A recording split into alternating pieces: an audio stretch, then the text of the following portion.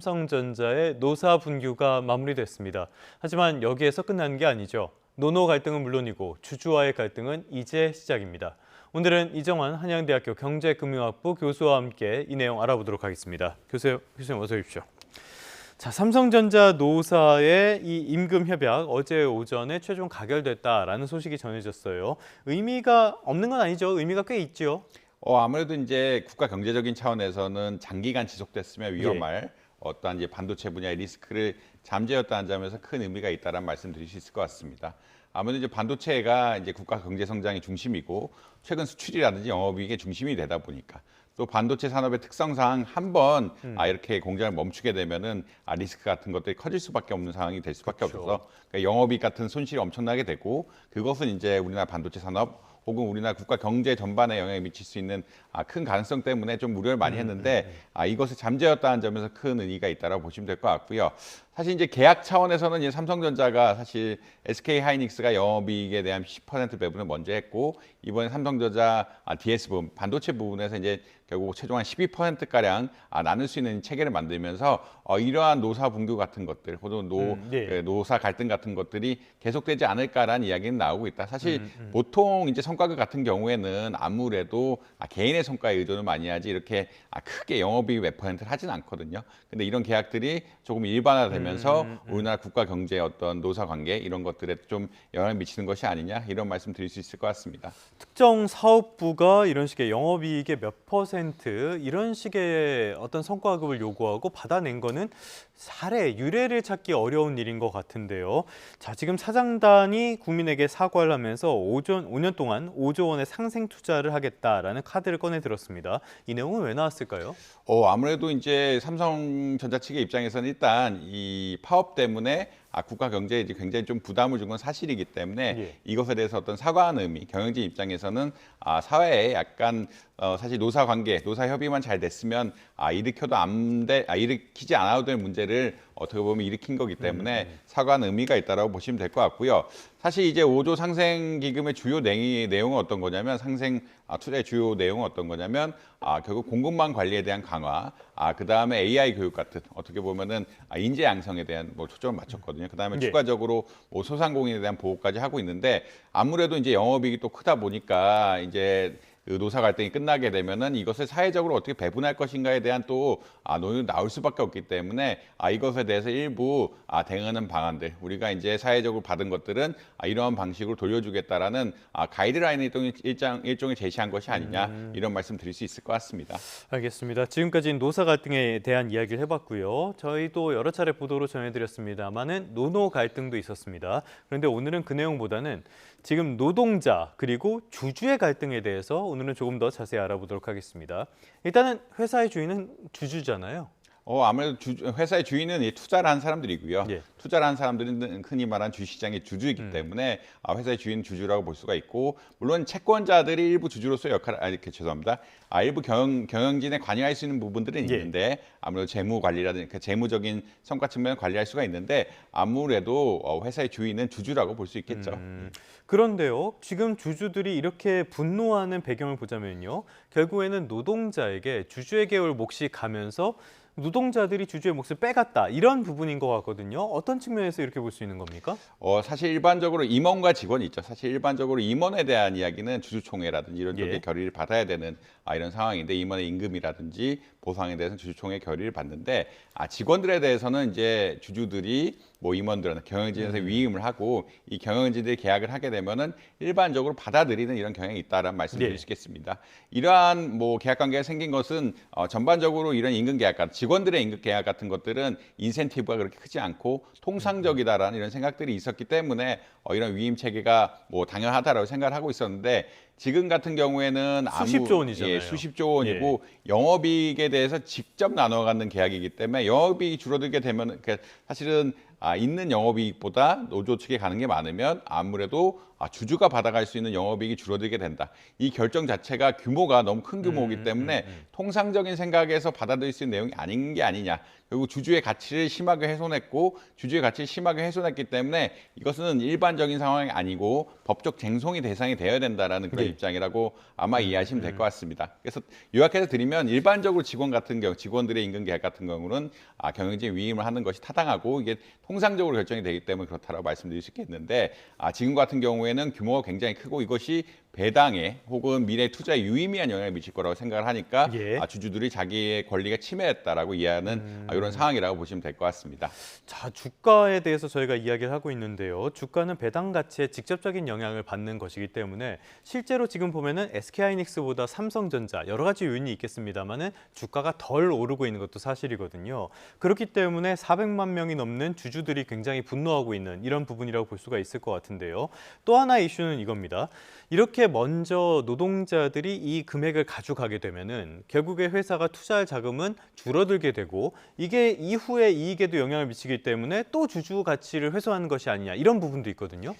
사실 이제 수익이 나면 쓸 수 있는 분야가 아무래도 배당 혹은 투자라고 볼 수가 있는데 특히 투자 관점에서 최근 이제 이 반도체 산업에 나온 이야기는 예전보다 팹이라고 이야기하죠. 하나의 공장을 짓는 비용이 굉장히 올라갔다. 뭐 예전에는 30조 정도면 지을 수 있었는데 지금 아무래도 첨단 시설이라든지 이후 환경 요건 같은 것들이 강화가 되면서 60조 이상 들어가야 된다는 이야기가 나오고 있으면서 투자에 대한 부담이 있다라는 말씀이 말이 계속 나오고 있습니다. 이 이야기는 어떤 거냐면 지금 뭐 삼성은 용인 산단에 그다음에 이 하이닉스 역시 이 근처 경기 남부 근처에 이제 산단들을 개발을 하고 있는데 이쪽에 팹에 들어갈 비용들이 조금 원활하게 안 들어가지 않을까라는 우려들도 약간 있는 것 같다. 결국은 투자를 적극적으로 하면서 경쟁이 이기고 지금 반도체 산업이 상강 체제라고 이야기하는데 삼성전자, 하이닉스 그리고 이 미국의 마이크론까지 상강 체제를 이길 수 있는 구조를 만들어야 되는데 이 투자가 조금 지연된다든지 이렇게 되면은 이것이 결국 또 주주 손해로 오는 것이 아니냐 우려들 때문에 주주들이 걱정하는 부분이 또 있다 이런 말씀 드릴 수 있을 것 같습니다.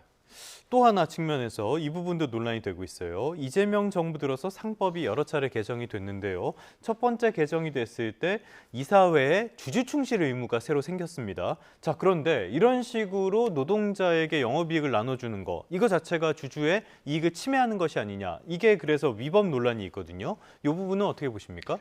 사실 이제 그 상법에 대한 주주의 권한 보호가 강화되면서 특히나 소액 주주에 대한 권한 보호가 강화되면서 이것이 주주권에 대한 침해가 아니냐 아니냐에 대해서 논란이 붙을 수밖에 없는 상황이라고 보시면 될 것 같고요.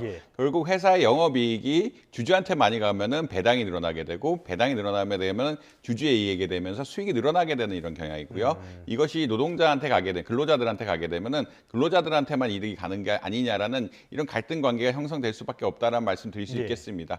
결국 주가를 올리려 그러면 이 큰 영업이익이 배당 쪽으로 흘러가야 되는 거고요. 흔히 말하는 회사의 어떤 노사 관계를 원활하게 하려 그러면 아무래도 이것이 근로자에 가야 되는데 이 갈등점이 어딘가에 대해서 새로운 시스템이 흔히 말하는 균형점이 어딘가에 대해서 새로운 길로 가고 있기 때문에 이런 것에 대한 법적인 해석 같은 것들이 계속 따라붙을 수밖에 없다. 이런 말씀 드려야 될 것 같습니다. 알겠습니다. 아무래도 예상치 못한 이런 이익을 배분하는 과정에서 주주의 이익, 노동자의 이익이 서로 상충되는 부분이 있는데요. 오늘은 주주의 입장에서 주로 말씀을 드렸는데 어쨌건 이렇게 이렇게 논란이 커지다 보니까 노동부 장관이 대기업의 초과 이윤을 재분배하자는 사회 연대 임금을 언급을 했습니다. 이게 무슨 말입니까?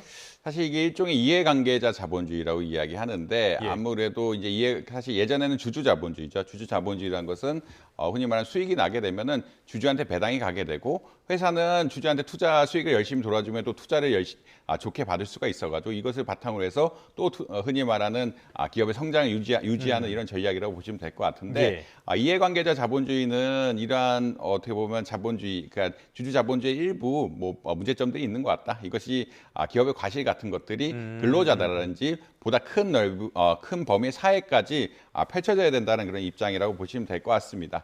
다만 이런 이해관계자 자본주의 같은 경우에는 회사의 자발적인 내용이 중요하거든요. 회사의 자발적인 내용이 어떤 거냐면 경영진이 우리의 기업의 장기적 가치를 보존하기 위해서 기업이 단기 성과도 있지만 단기 성과를 위해서는 흔히 말하는 주주 자본주의로 가는 것이 바람직한데 장기적인 성과를 위해서 사회와 같이 가면서 성장하는 것이 바람직한 것이 아니냐라는 이런 합의가 생기게 되고 이것을 주주들이 용인하게 되면은 사실 긍정적으로 이게 자발적으로 흔히 말하는 흘러가는 방향이라고 보시면 될 것 같은데 이번에 노동부 장관님께서 이야기한 것은 이런 방향은 아닌 것 같고 네. 어떻게 보면 정부에서 안을 짜서 기업들에게 좀 뭐 자발적 합의가 중요하다라고 이야기하고 있지만 정부가 좀 개입을 해야 된다는 뉘앙스로 들릴 수가 있어가지고 좀 논란이 되고 있는 것 같다. 그래서 이제 흔히 말해서 지금 이 내용 자체는 이해관계자 자본주의라고 말씀드릴 수가 있는데 예. 이 이해관계자 자본주의를 실현하는 방법이 예전에는 경영진이 이런 것을 장기적인 가치를 위해서 해야 된다. 그것도 주주들이 용인하면 이렇게 가는 체계. 주주들이 용인하지 않으면 경영진이 바뀌게 되는 거거든요.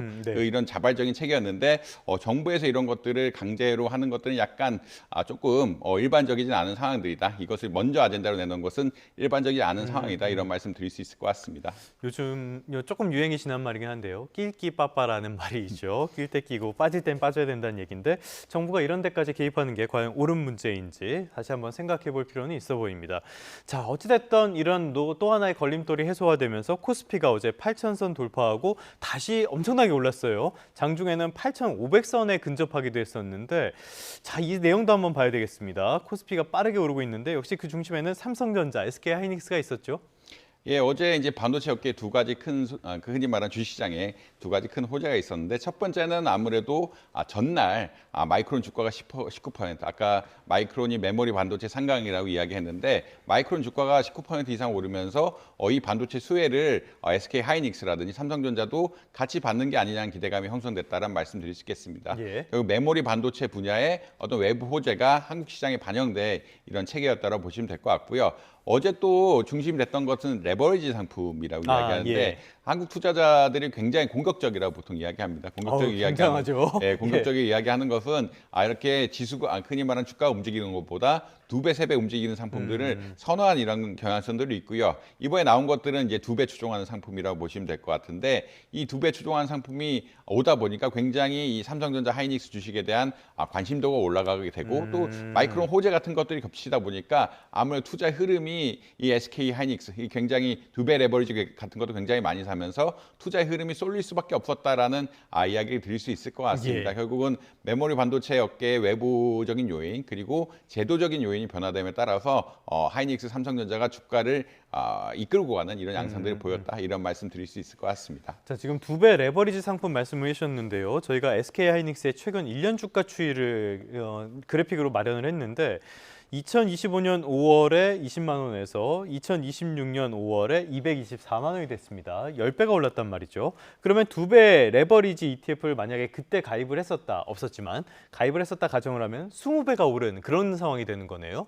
물론 이제 2배 레버리지 상품 같은 것들이 이제 손해가 날 때 손해를 조금 더 보는 경향성들이 예. 있어서 뭐 20배를 정확하게 얘기 드리긴 어렵긴 하지만 그러니까 그 이론대로 갔으면 계속 꾸준히 올랐으면 20배를 갔을 거다라는 이야기는 드릴 수 있을 것 같습니다. 내릴 때도 2배니까. 그러니까 내릴 때 2배고 예. 보통 그러니까 20% 오르는 거랑 20% 내리는 거랑 어느 게 효과가 크냐라고 보면은 20% 내리는 게 효과가 훨씬 크거든요. 그렇기 때문에 뭐 그 최대치로 20배다라고 이야기하는데 아마 실제로 가지고 있었으면은 그것보다 덜 내고 아무래도 ETF 같은 경우는 수수료 같은 것도 있기 때문에 뭐 20배를 더 완전히 누리지 못할 거다. 그렇지만 규모 자체는 굉장히 클 것이다라는 말씀은 드릴 수 있을 것 같습니다. 알겠습니다. 굉장히 위험한 상품이라는 거는 분명히 알아들을 수가 있겠는데요. 그런데 상품만 위험해 보이는 게 아니라 우리 시장도 조금 위험해 보이는 게 사실이에요. 어제 우리 시장 굉장히 많이 올랐다라고 말씀을 드렸는데요. 실제로 코스피가 8,200선까지 올라서긴 했습니다. 그런데 전체 종목을 보면요. 오른 종목은 전체 10%도 되지 않았어요. 반도체조차도 상당 부분 조정을 받았는데 그러니까 노골적으로 얘기하자면 삼성전자, SK하이닉스 두 개만 오르고 있다라고 봐도 무방할 정도거든요. 이런 시장은 괜찮은 겁니까?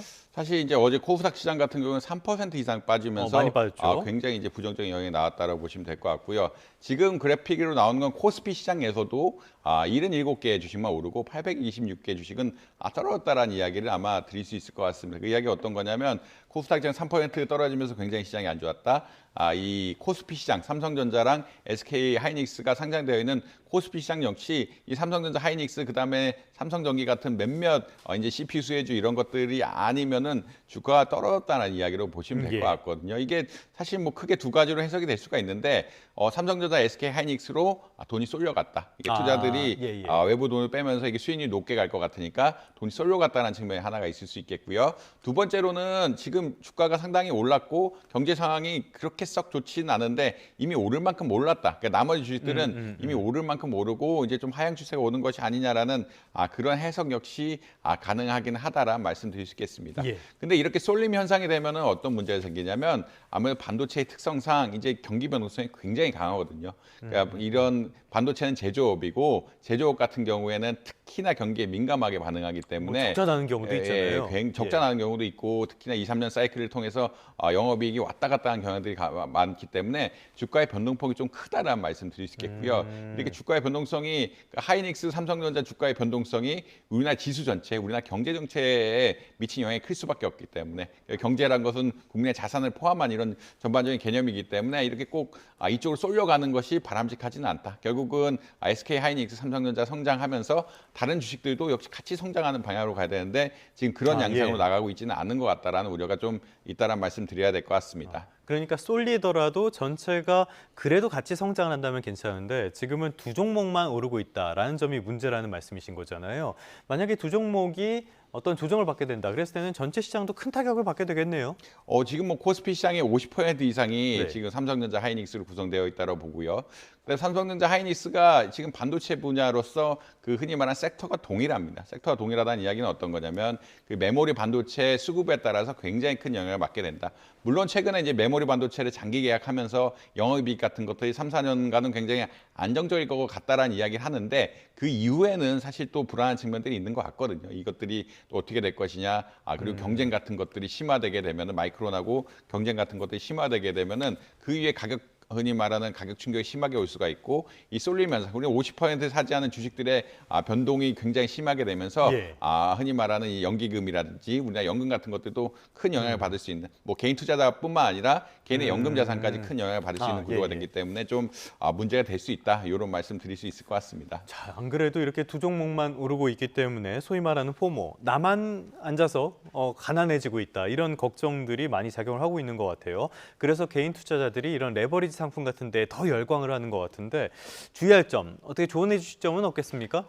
아무래도 이제 이런 생각이 들 수밖에 없다. 삼성전자, 하이닉스가 굉장히 많이 오르고 있고 특히나 삼성전자, 하이닉스 같은 경우에 예전에는 굉장히 안정적인 주식이다라고 생각을 했기 때문에 사람들이 조금 더 투자하려는 경향성이 늘 있다. 삼성전자, 하이닉스가 안 되면 뭐 우리나라가 뭐 경제 위기가 온 것이 아니냐 이런 이야기가 나올 정도로 좀 투자를 하는 경향성들이 있는데 아무래도 이제 두 배 레버리지 같은 상품들은 조금 조심할 필요가 있을 수밖에 없다. 최근 하이닉스 같은 경우에도 주가가 오를 땐 10% 오르지만 떨어질 때는 또 10% 떨어진다는 그러니까 10% 이런 정도의 움직임이 보이고 있거든요. 삼성전자도 마찬가지인데 뭐 8% 오르는 경우도 많고 굉장히 주가의 변동폭이 크기 때문에 이것을 두 배로 손해를 입는다는 것은 흔히 말하는 내릴 때는 또 두 배로 손해를 입을 수가 있기 때문에 그 효과가 더 크기도 하고요. 그 효과가 크기도 하고 한번 이 자산에 큰 영향을 미칠 수가 있기 때문에 레버리지 투자 같은 것들은 적어도 좀 조심해야 되는 것이 아니냐 이런 말씀 드려야 될 것 같습니다. 결국은 시장이 차근차근 올라온 것이 아니라 변동폭이 굉장히 크면서 올라왔기 때문에 이 변동폭이 큰 장에서 레버리지 상품 같은 것들은